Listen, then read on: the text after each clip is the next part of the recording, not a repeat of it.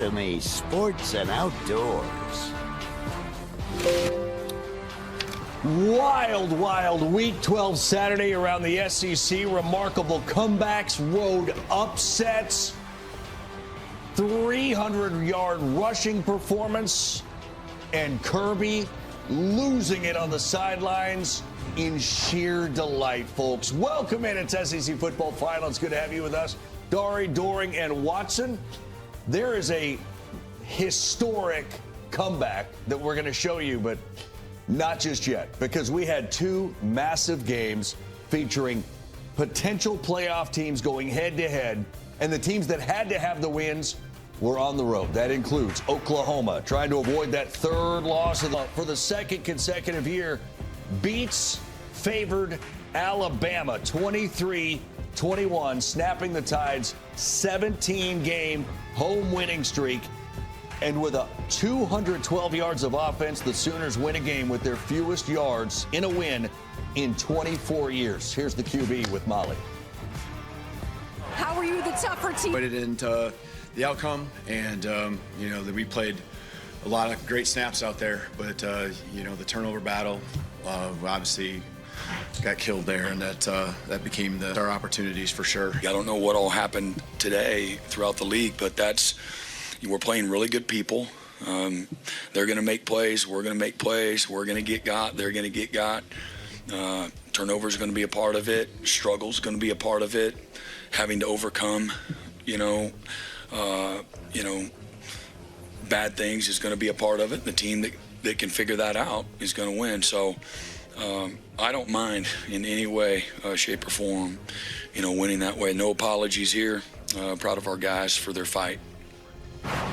Well, it's a BB win, right? It's defense, it's pressure, it's creativity on that side of the football, and it caused Alabama all kinds of problems. The answer was blitz. That was the answer. It was come out in the first half, see if we can play defense against Ty Simpson. Blitz him about 24% in the first half, and Ty Simpson played well. He threw for over 200 yards. But then in the second half, CD, they come out, Oklahoma back, and when Ty Simpson wasn't able to set his feet, when he was getting hit, he was inaccurate throwing the ball downfield. Yeah, I think Alabama is a team that is flawed, much like every other team in college football right now. If they're going to win in the postseason, they've got to be less one-dimensional, because it comes down to Ty Simpson being able to make plays. But we knew they were vulnerable in pass protection. We knew they were vulnerable because they can't run the football. So you're talking about one thing that you're able to do, and the one thing that Oklahoma does well, as you talked about, is pressuring. I don't know if they thought they were going to let Ty Simpson sit back there and eat chips and salsa all day, but if you watch the LSU tape, you knew they were going to bring pressure. And they brought pressure, setting up again,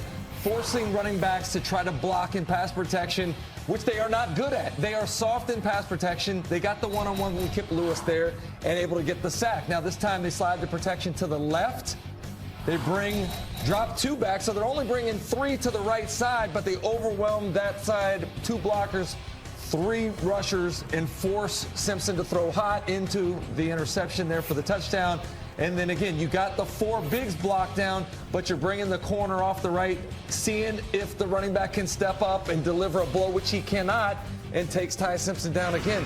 They are flawed, and as you talked about, B-Dub, bringing that pressure, knowing they confuse the offensive line, knowing that the running backs will not step up and make blocks when they need to help their quarterback out, forced Simpson to be inaccurate. He had 11 off-target throws today, which is the most that he's had in his entire career. This is the key to beating Alabama. If you can't figure out how to be less one-dimensional, this is a team that's going to get beat early in the college football playoff. He was also 8 of 18 on passes over 10 yards, and so wasn't able to be explosive to Jeremy Bernard and Ryan Williams. But looking offensively for Oklahoma, I thought Mateer played much better. You saw him escape the pocket. You saw him run with the football at times. He seemed to be more comfortable. The numbers weren't amazing, but you know what? He didn't turn the ball over either. And so these were the things, especially post-injury, that we've seen from him, turning the ball over, an inability to push the ball downfield. He seemed to be more comfortable in getting back to himself. Home games against Missouri and LSU. They'll be favored in both, but that is what stands between Oklahoma and a college football playoff appearance. Okay. Pass interference right there. We've known other situations where they throw a flag for less. Massive win for Brent Venables and the Sooners. They snapped Alabama's 17-game home winning streak, win at 23-21. First SEC team to beat Alabama in back-to-back seasons since Ole Miss did so in 2014 and 2015. It's Oklahoma's 4th win against a ranked team this season, tied for the most in FBS with Alabama, and the Sooners' playoff hopes still very much alive. Alabama losing the turnover battle, turning the ball over 3 times in the defeat.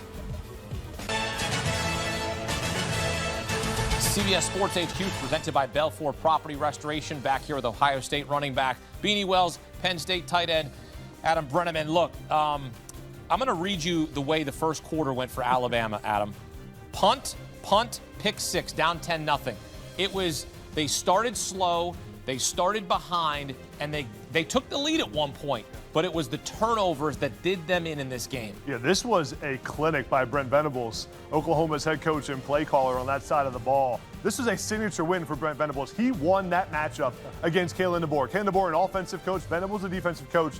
We know who came out on top. And Oklahoma's defense wasn't perfect all game. They gave up 400 yards of offense, but it was the big plays in the biggest moments. 4 sacks Oklahoma got in this game against Alabama. Also forced 3 turnovers, no bigger than the pick 6 in the early part of this game that gave Oklahoma a 10-0 lead. Ended up being too much for Alabama to come back from. But it's good to see Brent Venables, with all the ups and downs he's had during his career at Oklahoma, to get that signature win against Bama. Look, in big matchups, you have to win certain battles, and those battles are the turnover margin, which they didn't win. They didn't win the trenches, in my opinion, especially when we talk about giving up 4 sacks and the pressure that they allowed to be put on their young quarterback. I know people talk so much about Ty Simpson and his ability and how good he looked this season, but he's still the first-year starting quarterback. You let him put the ball in the air 42 times. You weren't able to be successful running the football. Yes, you won the rushing battle in terms of the yardage, but you didn't run the ball effectively when you needed to the most. That question mark is still going to be there with Kalen DeBoer, and if this Bama football team under his tutelage is not as physical and tough when it matters most. Are they a finesse football team? Did they change their identity? I think that question mark that looms is certainly valid. Well, there was a key play in the end of the third quarter. There was a sack fumble. Ty Simpson gets sacked, fumble recovered. Then Oklahoma goes down on the next possession, scores a field goal, which ends up being the difference in this game. And if you think back at the end of the first half, Alabama missed a field goal at the end of the first half. In these games, as you said, the margins are so razor thin. It was a high snap. The holder got the ball down, but it messed with the kicker's rhythm. And you're talking about those little moments in a game where you're playing a team like Oklahoma. You cannot make mistakes if you're Alabama. No, you cannot afford to make these mistakes in these big moments. Understanding, what's at stake. And what's at stake is an opportunity to win an SEC title, get to the SEC title game, get into a college football playoff, and going against a team, in my opinion, in which you have more talent than. I think it's a matter of coaching decisions and how you are going to game plan in these moments for your football team. Again, I'll say it to the cows come home. When you got a young quarterback, as good as they may seem, in big moments, you can't put too much on their shoulders, or in this case, on Ty Simpson's arm, and expecting him to be able to bail you out. He has that kind of ability, but in this moment, I certainly would have put all of it on him, and that's what they did to their detriment. And there's been little things in Kalen DeBoer's Alabama program that have come back to bite them. It's been penalties, it's been not being physical at the line of scrimmage, but there are even things like clock management decisions in this game. How about the last drive of the game? Alabama had the ball to try to win the game down 2 points. If they don't get a first down on 3rd down and 4th down and long, they still have 2 timeouts in their pocket to get a stop and get the ball back. But Alabama late getting a play call in, have to burn a timeout, which is inexcusable at that point in the game, and that comes down to coaching. You can blame the quarterback, but you got a young quarterback in his first year starting. That's on Kalen DeBoer. That's on Nick Sheridan, the offensive coordinator. They have to get the play call in on time, burn the timeout, and then when they don't get the first down, the game's over. And how about Peyton Bowen getting his hand in there? And a big night for the Bowen family, because Eli Bowen earlier in the game had the 87-yard pick 6, his second career interception, both against Alabama. So the Bowen brothers coming out and playing big. Like, I love when we get these little storylines in here with 2 brothers making a huge impact in a game of this magnitude. Imagine going home and going back to the hometown and talking about, we just did against Alabama in a tough environment. I mean, what an incredible moment for these guys. And then to be brothers, how do you think the parents are feeling? Oh, they love. I mean, if I had 2 sons that both went to Oklahoma, I'd already be happy. I already felt like I win the lottery. And both of them were massive plays. Dude, I mean, the pick six by Eli Bowen, then Peyton Bowen to get the hand in there at the very end of the game. No PI. Down. No PI. Did a great job of body control, getting his hips around so he didn't run into the receiver early. Got the hand in, broke up the pass, and took a knee to end the game. Can I say something real quick? Yeah. We talk about, Ryan Williams and him being compared to Jeremiah Smith. That probably has to stop at this time. Big moments.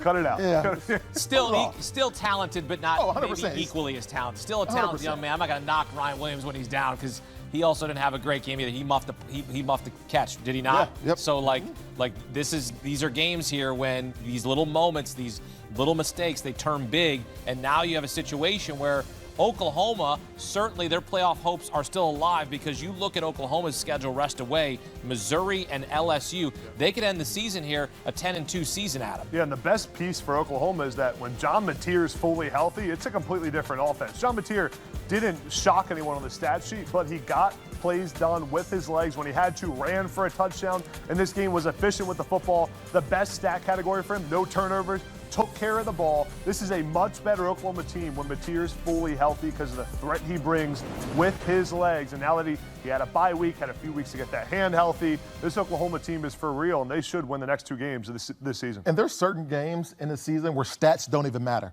And this was one of those games where stats did not matter for this Oklahoma football team. They made the plays when they needed to. That's the most critical thing in big-time matchups and big moments when you need to win. Can your team make the play at the most critical time? Oklahoma was able to do that. Well, what's going to happen now is now Alabama's going to fall out of the top four, right? So we play hypothetical. Alabama falls out of the top four. That gives Georgia an opportunity to move up with a win against Texas. Texas loses right here, Adam. Texas becomes a 3-loss team. Oklahoma's a 2-loss team. So Oklahoma is going to either move right in front of Alabama, going to be like 9 or 10 right there in terms of the rankings. And you're looking at a situation here where you have another SEC team into the field, because if you can get that 10th team as an SEC team in, because right now we're projecting the ACC champ to be that 11 seed and the group of 5 to be the 12 seed. So if you're there at 10 and are you going to give Oklahoma that 10 seed? You're going to give Alabama the 10 seed because of the head-to-head. Yeah, I mean, it's tough, right? It's going to be tough. It's going to be tough because there's a real chance we get 6 teams now in the right. playoff from the SEC. Oh. I know, as a Big Ten guy. Yeah, exactly. We don't want to see it. There's only been so much talk about it. No doubt. We need USC to beat Oregon, so we get USC and Oregon in the playoff. Right. But this is going to be the conversation come Tuesday now, is because now you could see Alabama go from 4 to 10, and you see Oklahoma jump up a couple spots. Like that's what's every week with these playoff implications. And if Texas wins tonight, it's going to be absolute chaos. We talked about it on Tuesday after the show that we did, after they came out with the rankings, about there being still so much time for so much carnage and cannibalism to happen within the SEC. And tonight, it's playing out right before our eyes. I thought, and I said it on Tuesday, when we watch Alabama, their inability to be able to run the ball consistently will come back to haunt them. And tonight, in my opinion, although they won in terms of the yardage, it came back to haunt them in the biggest of ways because they put too much on a young quarterback. Yeah. Alabama had won 8 straight since that loss to Florida State at the beginning of the season. Now that you see they lose, this will be a good loss because they'll look at the Oklahoma loss. Okay, that is a loss that you can take, you can absorb. What is your evaluation of Alabama? Because I think a lot of people before this week and even weeks prior were thinking Alabama is a complete team, and I'm not saying that they're not, but if you can't win games like this, where the margins are so thin and you're losing the turnover margin and you're making mistakes that you don't necessarily make all the time in a game of this magnitude, then people go, okay, I'm not real sure about Alabama in this situation in the playoff. Will they get a bye? Like, you start to ask questions about who they are. Yeah, I mean, I think Alabama is a great football team. Sorry, they're a good football team, not a great football team. They would be great if they didn't make the mistakes in the most critical moments. I think that's something that they'll have to go back to the drawing board and figure out, how do I get my young quarterback to make the right decisions when there's pressure in the face, get him to throw it away, don't